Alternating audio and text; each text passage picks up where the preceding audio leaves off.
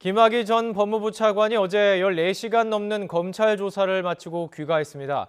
김 전 차관, 뇌물과 성 관련 혐의를 모두 부인하고 있는 것으로 알려졌습니다.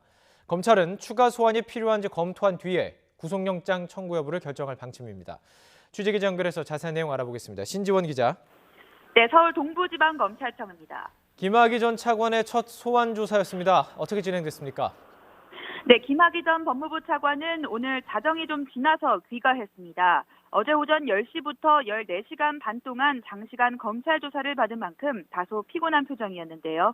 새벽까지 기다리던 YTN 취재진 등이 혐의를 인정했는지 등을 물었지만 출석 때와 마찬가지로 말을 아꼈습니다. 직접 들어보시겠습니다. 오늘 수사에서 혐의에 대해서는 좀 충분히 소명을 하셨나요? 예, 성실히 조사에 임했습니다. 예.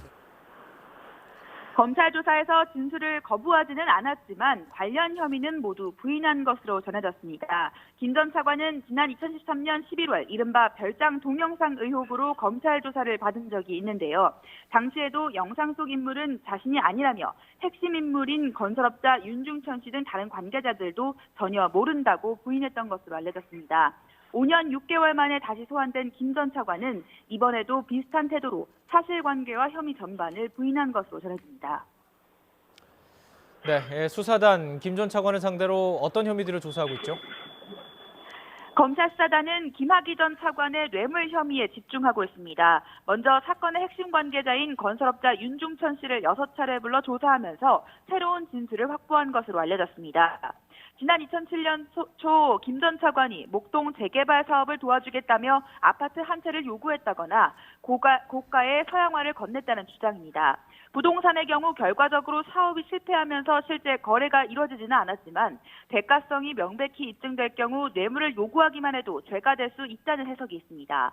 다음으로 김 전 차관이 윤 씨의 소개로 만난 여성과 성관계를 맺은 뒤 이 여성의 폭로를 막으려고 윤 씨의 소송을 포기하겠다는 주장도 했습니다. 윤 씨가 상가 보증금 명목으로 여성에게 1억 원을 줬다가 돌려받지 못하자 횡령 혐의로 고소했지만 김 전 차관의 말을 듣고 취소했다는 겁니다. 이 때문에 김 전 차관의 사적 이익을 위해 제3자인 여성에게 뇌물을 준 것으로 볼 수 있다는 해석이 나올 수 있습니다. 뇌물죄의 경우 1억 원이 넘으면 공소시효가 15년으로 연장되기 때문에 검찰 수사단은 관련 의혹들을 포괄 일죄로 묶을 수 있을지 검토하고 있습니다. 예. 자, 그리고 가장 관심이 가는 부분이기도 합니다. 이 사건이 발단이 된 별장 동영상에 관한 수사, 이게 어떻게 진행되고 있습니까? 검찰은 이른바 별장 동영상 관련 의혹도 성폭행보다는 성접대 개념으로 접근하고 있는 것으로 보입니다. 성폭행 피해를 주장했던 여성이 진술을 번복하거나 금전적인 대가를 기대한 것으로 보이는 정황이 있었기 때문입니다.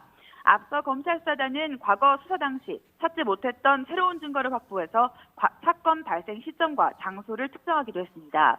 하지만 결정적으로 성관계를 강제로 맺었다고 입증할 만한 증거는 찾지 못했다고 판단한 것으로 보입니다.